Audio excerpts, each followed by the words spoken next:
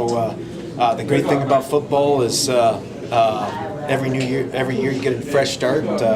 So we're undefeated right now, and I'm looking forward to getting to know our players and building relationships with them so we can build something great here at Savannah State.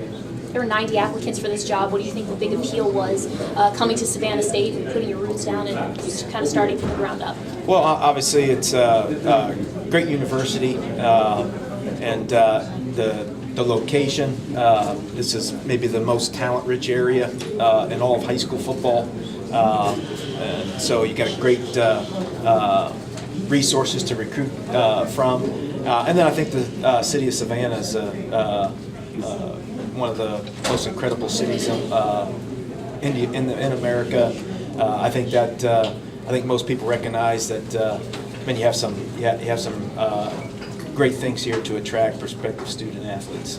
You know, you had just said earlier in the press conference, that there's been a lot of coach turnover. So as someone who's coming in as a new coach, how hard is it going to be, to let the team know, let the players know that you're kind of here for the long haul and you want to gain their trust because they put a lot of trust in their coaches and then they have to leave? Yeah, hopefully that, I haven't been anywhere fewer than 8 years, so hopefully, I'm not a guy that's jumped around. And then when they meet my family, they'll see that my family's important to me, and I think this would be a fantastic place to raise my family. Obviously, my kids are my two oldest kids are in middle school, and then I have one in elementary. So, this is it gets to be tougher and tougher on your family if you're hopping around all the time. So, I hope that. Find a great school for my kids to go to here in Savannah, and I hope that we'll stay put and win a lot of football games, and they'll be able to graduate from here and feel like this is home. Coach, how would you describe what kind of game will fans see out there? What kind of teams? What do you put your mark on there? Yeah, I guess obviously we play pretty aggressive. Play aggressive on defense and. Try to pressure the quarterback. I just think, the better the quarterback is, the more pressure you better put on him. And then offensively, we try to be really balanced between the run and the pass. Our teams have, at Wabash, have been able to do that, so I'm confident that we'll put an exciting product on the field here at Savannah State as well. And I'm sure when you were being interviewed, you were asked kind of a timeline, and what kind of did you tell Mr. Sterling of that timeline of kind of what your goals and hopes for this season, next season, and so on? Yeah, I guess, I've never, I'm not one of those guys that has a 5-year plan, and we want to try to, beginning the day, everything we do, we do like champions, and pretty soon if you practice like champions, you work out like champions, you behave like champions, eventually you become champions. So, we're going to try to do our absolute best, and we're going to focus. I think it's always all the teams I've had. We never really talked about winning. We talked about the process, what you have to do, in preparation and the work you have to put in to be successful, and then the winning just kind of takes care of itself. Do you feel, I know you met the team and maybe speak to a lot of them, and if you looked at the roster, you have a very young team. So it's going to be, do you think, a huge building process while you're here?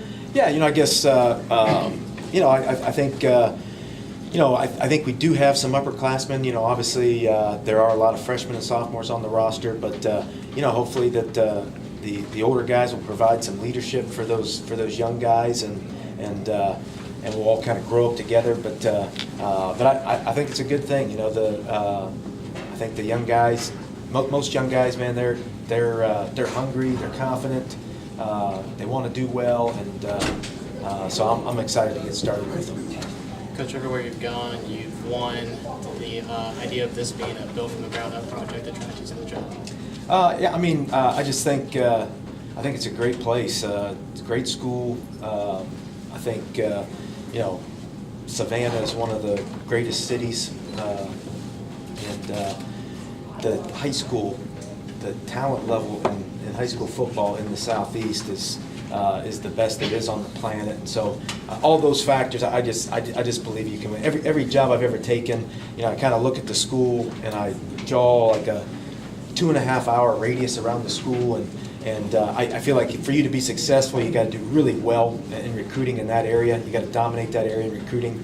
And when you draw a 2.5-hour radius around Savannah State, there are some great football players that fall into that area. So I'm confident that when we get out there and we can convince them to, continue their playing career at Savannah State. You talked about the talent level in the state and the Southeast. When you go to a kid and say, come to Savannah State, what are you going to tell them? Why should they come to Savannah State? Yeah, well, first of all, I think they can get a great education. I think they'll have an incredible experience. Like I said, that's my goal. I had a great experience playing football, and I want all my players to have that kind of experience as well. And then the opportunities that they have to be here in Savannah, I think will sell itself. Excellent. How would you describe the condition of the two programs when you first started your job there? Yeah, when I took over at Wabash, they had success. They had good seasons, and so the culture was in place to be successful right away. When I took over my first coaching job, that was more of a rebuilding project. I think I inherited 37 players at Co.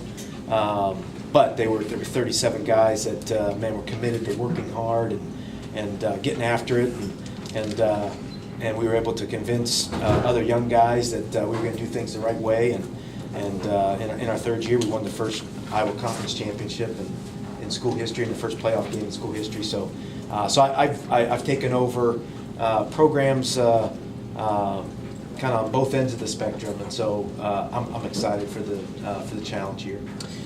You've got a group of players who were really close to the last coaching staff. Do you know if you have any plans of retaining any former staff? Yeah, I haven't had a chance to really meet with the coaching staff and to see who's interested in staying and who's not. But certainly in the next couple of weeks, I'm confident that we'll be able to put together a great coaching staff. I'm sure it'll be a combination of guys that are here and some new faces, but there's no doubt. I think people are excited about the opportunity to coach at a school like Savannah State, and I'm confident that everywhere I've been, that's one reason we've been successful. Is I think I've done a good job at hiring coaches that care about the players and have tremendous work ethic.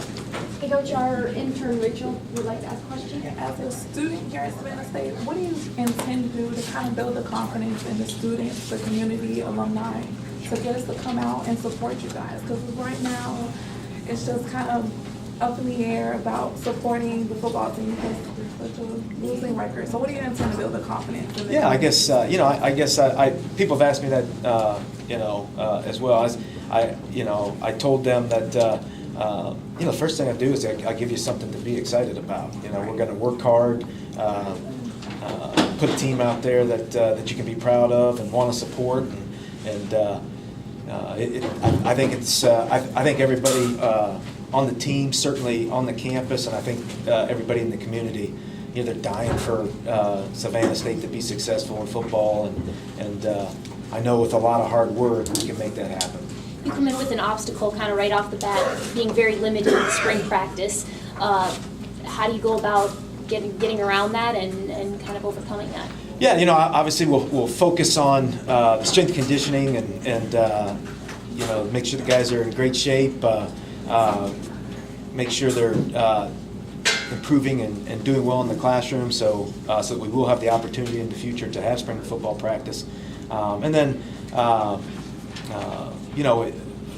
you do get an opportunity to, through summer access, to get to watch, for the guys to be able to work out and get to watch some film. So I think we can, negate the disadvantage of spring ball a little bit by being able to spend a little time together in the summer.